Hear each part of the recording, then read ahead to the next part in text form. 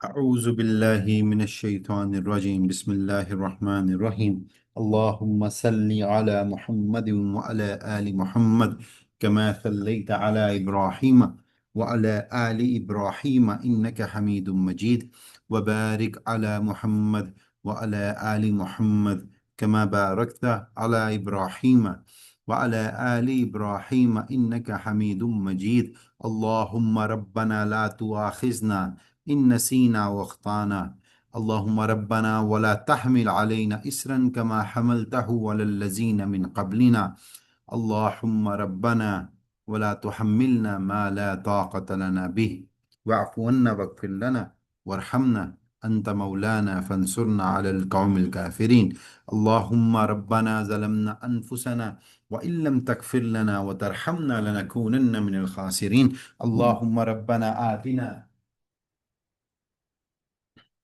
اللهم ربنا آتنا في الدنيا حسنة وفي الآخرة حسنة وقنا عذاب النار اللهم رب الناس أذهب البعث اشف أنت الشافي لا شفاء إلا شفاؤك شفاء لا يغادر سقما اللهم من أحييته منا فأحيي على الإسلام ومن توفيته منا فتوفه على الإيمان اللهم أجرنا من النار اللهم أجرنا من النار اللهم أجرنا من النار آمین یا رب العالمین۔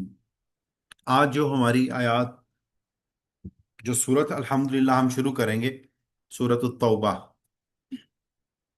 یہ قرآن حکیم کی جو 7 بڑی صورتیں ہیں ان کی ترتیب اس کے ساتھ رکھی گئی ہے۔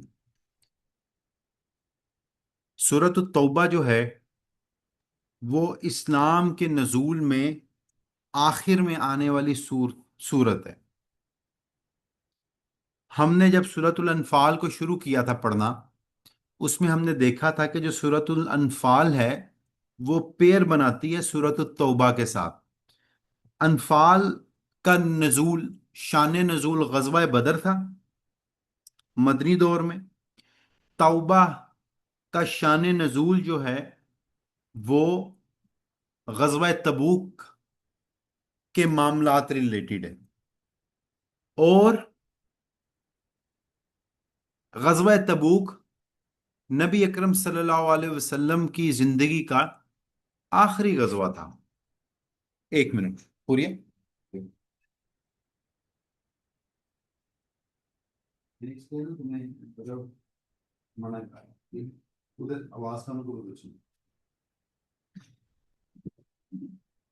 غزوہ تبوک رسول اکرم صلی اللہ علیہ وسلم کی زندگی کا آخری غزوہ تھا۔ اب سورت التوبہ کے اندر جو معاملات اور سخت احکامات آئے ہیں جہاد کے اوپر آئے ہیں، اور اس کے اندر ہم غزوہ حنین کے اوپر جو معاملات ہوئے اس کو بھی دیکھیں گے، غزوہ تبوک کے معاملات ہیں اس کو بھی دیکھیں گے۔ اس آیت کے شروع میں بسم اللہ نہیں ہے۔ اب اس کے اوپر ہمیں 3 روایات ملتی ہیں کہ بسم اللہ سورۃ التوبہ سے پہلے کیوں نہیں ہے، اور ان تینوں کی جو روایت ہے وہ سیدنا ابن عباس رضی اللہ تعالی عنہ سے، ترمذی میں آتا ہے اور مستدرک للحاکم میں آتا ہے صحیح سند کے ساتھ، کہ ابن عباس رضی اللہ تعالی عنہ سیدنا عثمان بن عفان رضی اللہ تعالی عنہ سے پوچھتے ہیں کہ سورۃ التوبہ کے شروع میں بسم اللہ کیوں نہیں ہے؟ سیدنا عثمان بن عفان رضی اللہ تعالیٰ عنہ آگے سے فرماتے ہیں کہ جب نبی اکرم صلی اللہ علیہ وسلم کے اوپر آیات کا نزول ہوتا تو نبی اکرم صلی اللہ علیہ وسلم اپنے کسی بھی کاتب الوحی کو بلاتے اور اس کو کہتے کہ ان آیات کو اس ترتیب سے اسی صورت کے اندر لکھتے جاؤ۔ سیدنا عثمان بن عفان کہتے ہیں کہ جب سورۃ التوبہ آئی تو اس کا جو مرکزی ٹاپک تھا وہ مورل لیس سورۃ الانفال جیسا ہی تھا، اور ان کی آیات جب آئیں تو ہم نے ان کو سورۃ الانفال کے ساتھ لکھا، اور ہمیں یہ موقع نہیں مل سکا، اور رسول اللہ صلی اللہ علیہ وسلم کی وفات ہو گئی، کہ آیا کہ مطلب اس کے ساتھ مطلب بسم اللہ لکھیں کہ نہ لکھیں۔ یہ سیدنا عثمان بن عفان رضی اللہ تعالیٰ عنہ کہتے ہیں۔ پھر ابن عباس، جو قول زیادہ صحیح علماء کے اکرام مانا جاتا ہے، وہ یہ ہے کہ ابن عباس علی بن ابی طالب رضی اللہ تعالیٰ عنہ کے پاس جاتے ہیں اور ان سے پوچھتے ہیں کہ سورۃ التوبہ کے شروع میں بسم اللہ کیوں نہیں لکھی گئی؟ تو سیدنا علی بن ابی طالب رضی اللہ تعالیٰ عنہ کہتے ہیں کہ یہ تو ننگی تلوار ہے، مطلب اس میں تو برات آئی ہے، وارننگ آئی ہے، ڈیڈ لائن آئی ہے، اللہ کے سخت احکامات آئے ہیں۔ یہ میں اس کو ذرا مطلب تفسیر کے ساتھ ورڈز کو کوٹ ان کوٹ کر رہا ہوں۔ تو جب سورت اتنی ٹف ہو تو اس کے شروع میں بسم اللہ کیسے آ جاتی؟ یہ سیدنا علی رضی اللہ تعالیٰ عنہ نے مطلب بیان کیا، لیکن شرعی اصول کو سمجھ لینا چاہیے یہاں، کہ جب بھی ہم سورۃ التوبہ کی تلاوت کریں گے تو ہم اس میں بسم اللہ سے شروع نہیں کریں گے، لیکن ہم اعوذ باللہ من الشیطان الرجیم لازمی پڑھیں گے۔ ٹھیک ہے، یہ اصول ہے کہ قرآن کی تلاوت کے لیے تعوذ پڑھنا ضروری ہے۔ ٹھیک ہے، اب سورۃ التوبہ میں نے آپ کو بتایا کہ غزوہ تبوک کے اوپر ہوئی۔ اب یہ سیریز آف ایونٹس ہم ہمیشہ جب بھی ڈسکس کرتے ہیں، ہم سیریز آف ایونٹس کو ہمیشہ ڈسکس کرتے ہیں، کیونکہ ایک سبق کی بنیاد ہے وہ بن جاتی ہے، وہ پھر یاد رہتا ہے۔ اب آپ دیکھیں کہ مکی دور کے 13 سال کے بعد ہجرت مدینہ ہوئی۔ یہ جو ہجری کیلنڈر ہے، یہ ہجرت مدینہ سے شروع ہوا۔ ٹھیک ہے، یہ جو ہم 1445 میں ہیں غالباً، تو یہ ہجری کیلنڈر اس طرح شروع ہوا۔ ہجرت مدینہ ہوتی ہے، اور مدنی دور رسول اکرم صلی اللہ علیہ وسلم کا 10 سال کا ہے۔ ہجرت مدینہ کے دوسرے سال میں غزوہ بدر ہو جاتی ہے، جس پہ ہم سورۃ الانفال ابھی پچھلی پوری پڑھ کے آئے ہیں۔ ٹھیک ہے، اب غزوہ بدر ہو جاتی ہے 2 ہجری کے اندر۔ اس کے بعد غزوہ احد جو ہوتی ہے وہ ہوتی ہے 3 ہجری کے اندر، 1 سال بعد۔ اس کے بعد غزوہ خندق ہوتی ہے سن ہجری 5 کے اندر۔ ٹھیک ہے، اور خندق کا موقع وہ موقع ہوتا ہے جس میں رسول اکرم صلی اللہ علیہ وسلم، بخاری میں آتا ہے کہ آپ صلی اللہ علیہ وسلم اس چیز کو پریڈکٹ کر دیتے ہیں مسلمانوں کے لیے کہ آج کے بعد مشرکین مکہ مدینہ پر حملہ نہیں کریں گے۔ یہ 3 غزوات تھے جو کہ مشرکین مکہ سے امت محمدیہ صلی اللہ علیہ وسلم نے لڑے۔ غزوہ خندق کے بعد 6 ہجری کے اندر صلح حدیبیہ ہو جاتی ہے۔ ہم نے پچھلی کلاس میں صلح حدیبیہ کو تھوڑا سا دیکھا تھا، یہ آخری 2 کلاسز کے اندر، اور اس کو ہم نے سمرائز کر لیا تھا کہ وہ کیسے مسلمانوں کے لیے فتح میں بدل گئی صلح حدیبیہ۔ یہ ہم نے پچھلی دفعہ اس چیز کو دیکھا تھا۔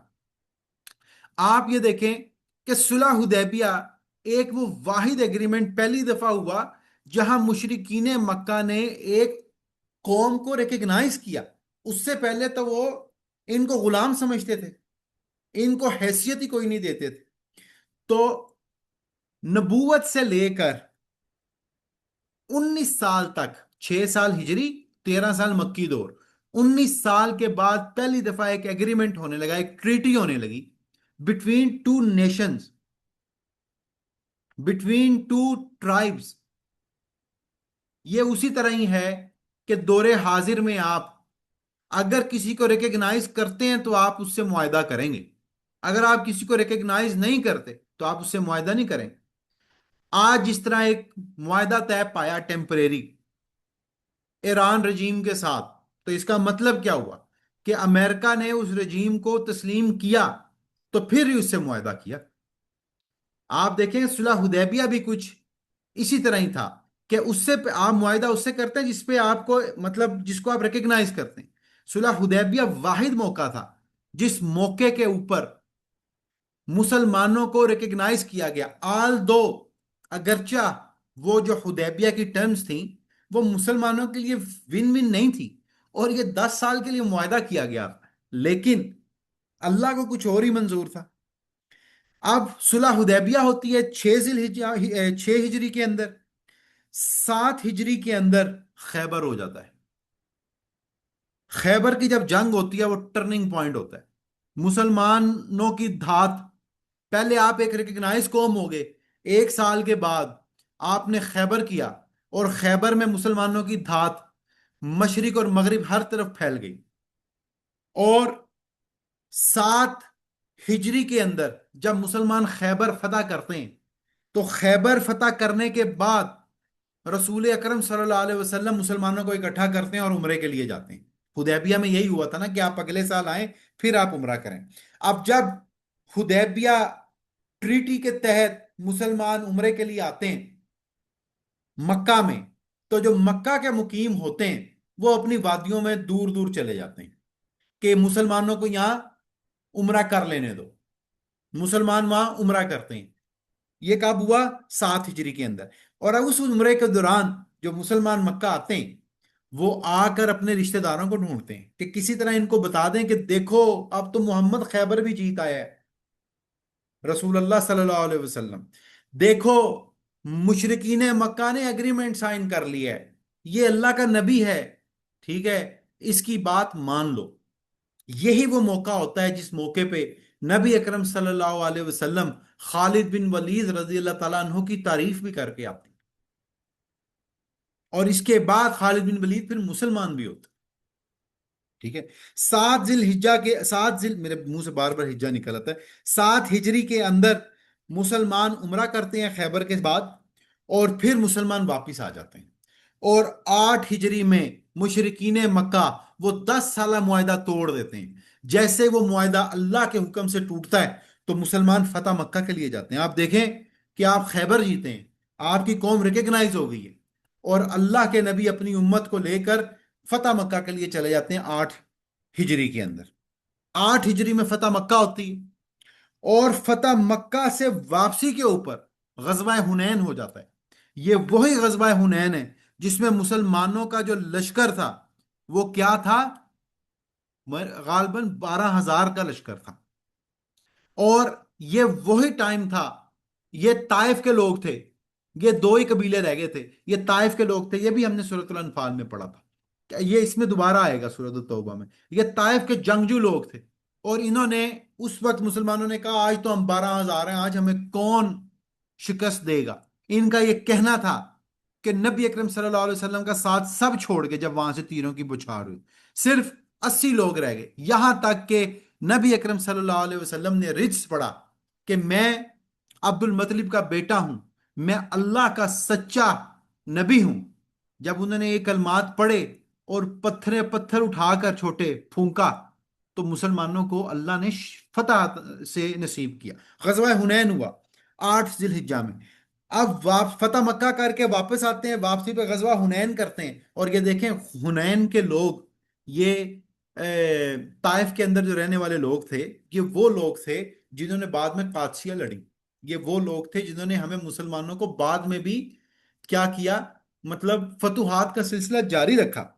پھر 8 ہجری میں حنین ہوتی ہے، 9 ہجری میں غزوہ تبوک ہوتا ہے۔ اب یہ جو یہ جو سورۃ التوبہ ہے یہ 9 ہجری ہے، ٹھیک ہے، 9واں سال ہجرت کا۔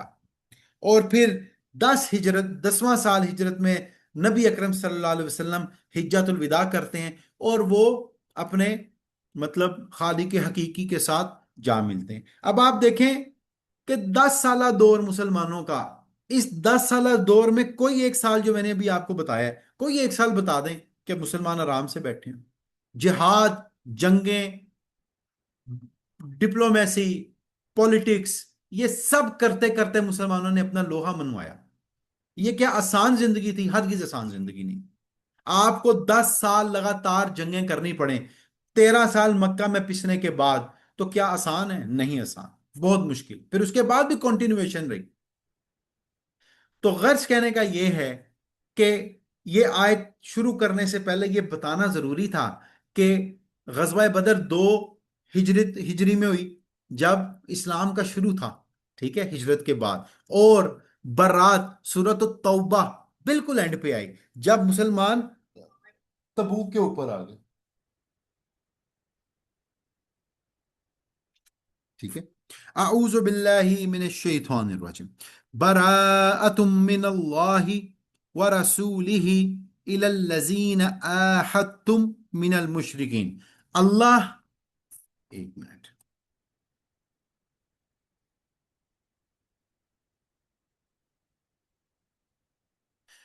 اللہ اور اس کے رسول کی بیزاری کا اعلان ہے ان مشرکوں کے بارے میں جن سے تم نے عہد و پیمان کیا۔ آپ دیکھیں، فتح مکہ ہو چکی اور اس کے بعد بھی مشرکینوں کو الاؤ کیا گیا کہ آپ مکہ میں رہیں، ٹھیک ہے، مکہ ہم نے لے لیا، پھر بھی ہم نے ان کو الاؤ کیا، یہ حسن اسلام ہے کہ ان کو الاؤ کیا کہ آپ یہاں رہ لیں، اور مختلف قبائل کے ساتھ معاہدے بھی کیے۔ اللہ نے اب کیا فرمایا؟ اب فتح مکہ کے بعد کی بات ہو رہی ہے، رسول اکرم صلی اللہ علیہ وسلم کی زندگی کا آخری سال میں کیا بات ہو رہی ہے؟ اللہ اور اس کے رسول کی بیزاری کا اعلان، اللہ نہیں، دونوں کا، اللہ کا بھی اور اس کے رسول کی برات ہے، بیزاری کا اعلان ہے ان مشرکوں کے بارے میں جن سے تم نے عہد و پیمان کیا۔ عہد و پیمان کن سے کیا؟ ان لوگوں سے جو فتح مکہ پہ ہوا، اور کچھ ارد گرد کے قبائل جو بچے تھے، ٹھیک ہے۔ اب جتنے مشرک رہ گئے تھے نا، اب یہ اللہ کی تلوار ہے کہ ان کے ساتھ اعلان برات کر دیا جائے، اب یہ اللہ نے یہ حکم دے دیا۔ فسیحوا فی الارض اربعۃ اشہر وعلموا انکم غیر معجز اللہ وان اللہ مخزی الکافرین۔ پس ہے مشرکو، تم ملک میں 4 مہینے تک چل پھر لو، جان لو کہ تم اللہ کو عاجز کرنے والے نہیں ہو، اور یہ بھی یاد رہے کہ اللہ کا کافروں کو رسوا کرنے والا ہے، ٹھیک ہے، اللہ کافروں کو رسوا کرنے والا ہے۔ اب 4 ماہ کی مہلت دے دی مشرکین کو۔ اب ہوتا کیا ہے، اس کا شان نزول کیا ہے؟ شان نزول یہ ہے کہ 9 ہجری میں غزوہ تبوک سے واپسی پہ رسول اکرم صلی اللہ علیہ وسلم مکہ میں ابو بکر صدیق رضی اللہ تعالیٰ عنہ کو امیر بنا کے بھیجتے ہیں، کہتے ہیں کہ آپ جائیں اور جا کر اب مطلب مکہ میں یہ حج کریں۔ اب آپ دیکھیں کہ جو مشرکین مکہ تھے ان کو حج الاؤ تھا 8 ہجری تک، ٹھیک ہے، سوری 8 تک الاؤ تھا، 9 میں یہ وارننگ دے دی گئی، 10 ہجری سے مشرکین مکہ فارغ ہو گئے۔ اب 9 ہجری میں ابو بکر صدیق رضی اللہ تعالیٰ عنہ کو امام بنا کر بھیجا، جو کہ وہاں پھر خطبہ دیں گے، لیکن رسول اکرم صلی اللہ علیہ وسلم خود نہیں گئے۔ کیوں نہیں گئے؟ کیونکہ مشرکین مکہ کا عقیدہ، مشرکینوں کا یہ عقیدہ یہ تھا کہ حج ہم کریں گے تو ننگا کریں گے، وہ ننگا حج کرتے تھے، تو رسول اکرم صلی اللہ علیہ وسلم کو یہ چیز پسند نہیں تھی۔ اب ابو بکر صدیق چلے گئے، اب پیچھے سے سورۃ التوبہ کی آیات نازل ہو گئی، یہ آیات آ گئی کہ اب اللہ کے نبی، آپ اپنے کسی رشتہ دار کو بھیجیں، مطلب یہ تفسیر میں آتا ہے کہ آپ کسی اپنے نسبت والے کو بھیجیں جو جا کر یہ اللہ کا حکم سنا دے۔ ابو بکر صدیق رضی اللہ تعالیٰ عنہ آلریڈی مکہ کی طرف چلے گئے تھے، اور پیچھے سے ان آیات کو سیدنا علی بن ابی طالب کو دے کر بھیجا گیا رسول اکرم صلی اللہ علیہ وسلم کی طرف سے کہ آپ جائیں، جا کر یہ آیات اب بتا دیں کہ اے مشرکو، 4 ماہ ہیں بس، مطلب حج کا مہینہ ہے نا، تو 4 ماہ کی مہلت ہے۔ 4 ماہ کون سے ہوئے؟ محرم، سفر، ربیع الاول، ربیع الثانی، ان 4 ماہ تک جو کرنا ہے کر لو، اس کے بعد خیر کوئی نہیں، ٹھیک ہے، اس کے بعد تم ادھر نہیں آؤ گے، اور اگلا حج تم یہاں نہیں کرو گے۔ اگلا حج یہاں کون کرے گا؟ رسول اکرم صلی اللہ علیہ وسلم اگلا حج کریں گے، آپ یہ اگلا حج اب نہیں کر سکتے۔ تو اس طرح سے یہ آیات آتی ہیں، اور علی بن ابی طالب ان کو لے کر جاتے ہیں۔ آگے سنیں، وَأَذَانٌ مِّنَ اللَّهِ وَرَسُولِهِ إِلَى النَّاسِ يَوْمَ الْحَجِّ الْأَكْبَرِ أَنَّ اللَّهَ بَرِيءٌ مِّنَ الْمُشْرِكِينَ۔ اللہ اور اس کے رسول کی طرف سے لوگوں کو بڑے حج کے دن صاف اطلاع ہے کہ اللہ مشرکوں سے بیزار ہو گیا، وہ رسول ہی، اور اس کا رسول بھی، فَإِن تُبْتُمْ فَهُوَ خَيْرٌ لَكُمْ، اگر اب بھی تم توبہ کر لو تو تمہارے حق میں خیر ہے، بہتر ہے، وَإِن تَوَلَّيْتُمْ، اور اگر تم منہ پھیر لو، فَاعْلَمُوا، تو جان رکھو، أَنَّكُمْ غَيْرُ مُعْجِزِ اللَّهِ، اللہ کو تم ہرگز عاجز نہیں کر سکتے، اللہ کو تم نہیں شکست دے سکتے، وَبَشِّرِ الَّذِينَ كَفَرُوا بِعَذَابٍ عَلِيمٍ، اور خوشخبری دے دو ان لوگوں کو جنہوں نے کفر کیا عذاب علیم کی۔ ٹھیک ہے، اب آپ دیکھیں شان نزول کیا ہے۔ علی بن ابی طالب رضی اللہ تعالی عنہ ان آیات کو لے کر ابو بکر صدیق رضی اللہ تعالی عنہ کی خدمت میں حاضر ہوئے۔ ابو بکر صدیق نے پوچھا، آپ کو، بخاری میں آتا ہے، آپ کو امام بنا کے بھیجا گیا؟ علی بن ابی طالب نے کہا نہیں، مجھے امام بنا کر نہیں بھیجا گیا، میں تو یہ ڈر سنانے نبی اکرم صلی اللہ علیہ وسلم کا نمائندہ بن کر آیا ہوں، اور میں آپ کے ساتھ ہی رہوں گا، ٹھیک ہے؟ تو امام آپ ہی ہیں اور میں آپ کے ساتھ رہوں گا۔ اب آپ دیکھیں کہ ان صحابہ کے اندر کس حد تک عاجزی تھی۔ کچھ حضرات اس چیز، ان آیات کے شان نزول میں ایک صحابی کو دوسرے سے اوپر بڑھانے کی کوشش کرتے ہیں، یا وائس ورسا، ایسا ہرگز نہیں تھا۔ ابو بکر صدیق نے جب پوچھا کہ اگر آپ امیر ہیں تو بسم اللہ، اگر آپ امیر نہیں ہیں تو میرے ساتھ چلیں، مطلب کہ ان میں پوزیشن کے اوپر کوئی مسئلہ نہیں تھا، لیکن لوگ ان کی غلط ضعیف احادیث کو لے کر اور کچھ اس چیزوں کو غلط ایکسپلوئٹ کر کر اس میں بھی فوقیت کے اوپر آ جاتے ہیں، ٹھیک ہے؟ ہم تو اہل بیت کی فوقیت کو کمپیئر ہی نہیں کرتے کسی سے، لیکن کچھ لوگوں نے اس میں بھی مطلب کرنا شروع کر دیا کہ علی بن ابی طالب کی فوقیت فلاں سے زیادہ ہے، یا ابو بکر صدیق رضی اللہ تعالیٰ عنہ کی فوقیت فلاں سے زیادہ ہے، حالانکہ یہ اصحاب آپس میں اس طرح کمپیریزن کرتے ہی نہیں تھے۔ یہ تو اللہ کے بندے تھے جنہوں نے 10 سال جنگیں لڑی۔ اگر یہ ٹیم ورک نہ ہوتا تو آپ بدر لڑتے، احد لڑتے، خندق لڑتے، خیبر لڑتے، حنین لڑتے، تبوک لڑتے، فتح مکہ کرتے؟ ہرگز نہیں۔ تو یہ تو اللہ والے لوگ تھے۔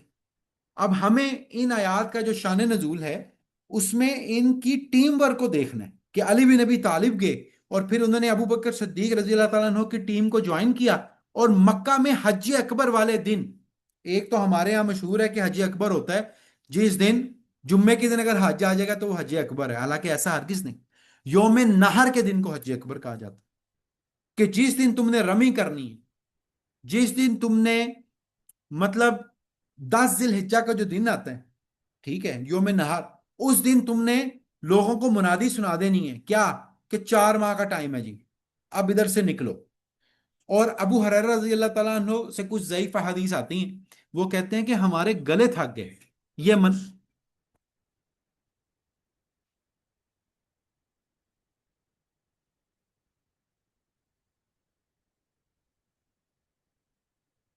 اب آواز ابو ہریرہ رضی اللہ تعالیٰ عنہ کہتے ہیں کہ ہمارے گلے تھک گئے یہ منادیاں کر کر کے کہ اب 4 ماہ کا ٹائم ہے، اس کے بعد تم سب کے سب فارغ، ٹھیک ہے؟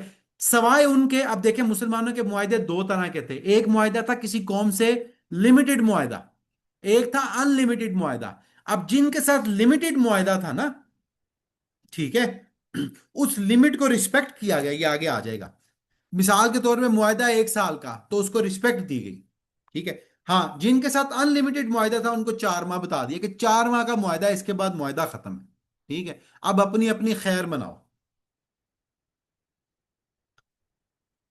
آگے دیکھیں، إِلَّا الَّذِينَ آحَدتُّم مِّنَ الْمُشْرِكِينَ ثُمَّ لَمْ يَنْقُصُوكُمْ شَيْئًا وَلَمْ يُظَاهِرُوا عَلَيْكُمْ أَحَدًا فَأَتِمُّوا إِلَيْهِمْ عَهْدَهُمْ إِلَى مُدَّتِهِمْ إِنَّ اللَّهَ يُحِبُّ الْمُتَّقِينَ، بجز ان مشرکوں کے جن سے تمہارا معاہدہ ہو چکا ہے، اور انہوں نے تمہیں ذرا سا بھی نقصان نہیں پہنچایا، نہ کسی کی تمہارے خلاف مدد کی ہے، تو تم بھی ان کے معاہدے کی مدت ان کے ساتھ پوری کرو، اللہ پرہیزگاروں کا کو دوست رکھتا ہے۔ اب آپ، یہ وہی بات جو میں کہہ رہا ہوں کہ جن کے ساتھ معاہدے کی لمٹ تھی نا، ان سب معاہدے کی لمٹ کو پورا رکھنے کا حکم آ گیا کہ کسی کے ساتھ 6 ماہ پڑے ہیں نا تو 6 ماہ معاہدہ رہے گا، 4 ماہ والی لمٹ اپلائی نہیں ہوگی، ٹھیک ہے؟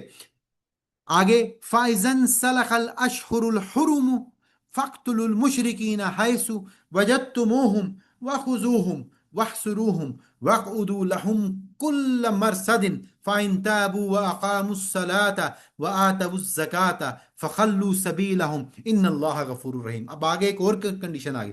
बस हुर्मत वाले महीनों के गुजरते ही मुशरिकों को जहां पाओ कत्ल करो, इन्हें गिरफ्तार करो, इनका मुहासरा कर लो और इनकी ताक में हर घाटी में जा बैठो। हाँ देखें, अब ये है वो नंगी तलवार, ये वो मोजज़ा है रसूल अकरम सल्लल्लाहु अलैहि वसल्लम का, जो कि मुशरिकीन पर मुसल्लत किया गया।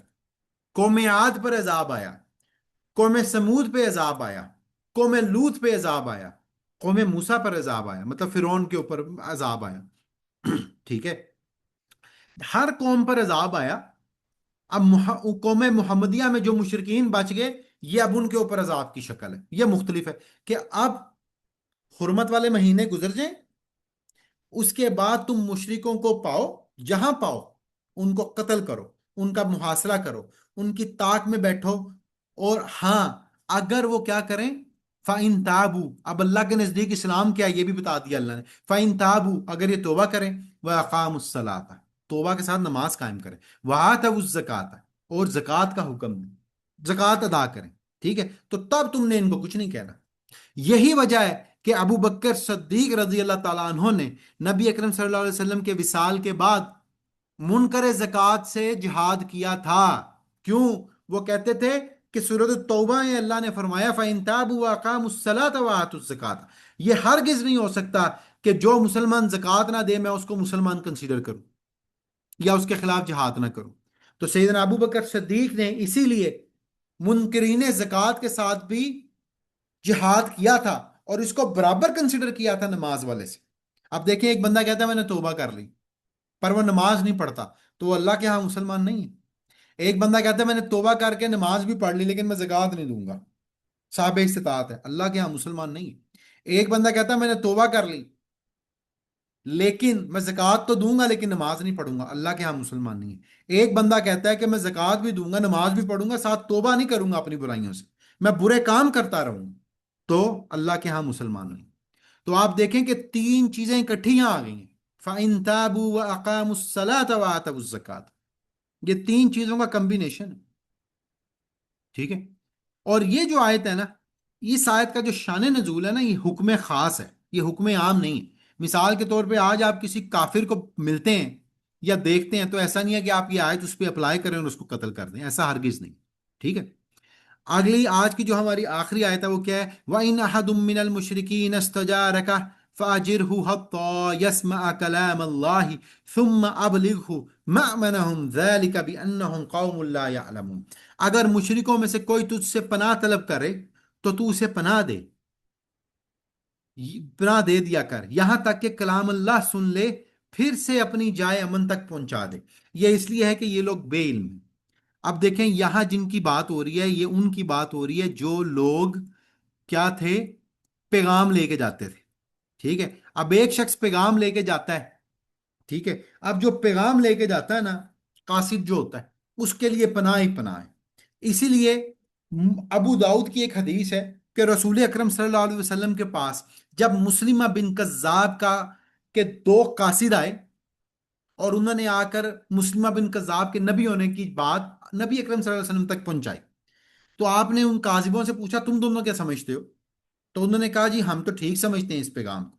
तो आपने फरमाया कि अगर मुझे ये बाउंड ना ना किया जाता कि तुम मतलब कासिद हो, तो मैं तुम लोगों को यहां मार देता, ठीक है। मतलब कासिद का एहतराम भी हमें इस्लाम सिखाता है। ये आयत हमें यही बताती है कि जो शख्स पैगाम लेके आए, ठीक है, आप उस शख्स को मतलब मार नहीं सकते। आप देखें कि कुरान का असलूब कितना खूबसूरत है। तो अब सूरत तौबा की इन आयात को बताने का मकसद और इसमें अभी पहले की जो चीजें हैं स्याक बताने का मतलब ही है ताकि अगली आयात हमारे लिए मजीद आसान हो, हमें समझ आए कि ये वाकयात आप किस चीज से मतलब जुड़े हुए हैं। अल्लाह मुझे और आपको इन आयात को समझने की और इस क्लास में पाबंदी करने की तौफीक अता फरमाए। सुब्हानक अल्लाहुम्मा व बिहम्दिका अशहदु अल्ला इलाहा इल्ला अंता अस्तगफिरुका व अतूबु इलैक।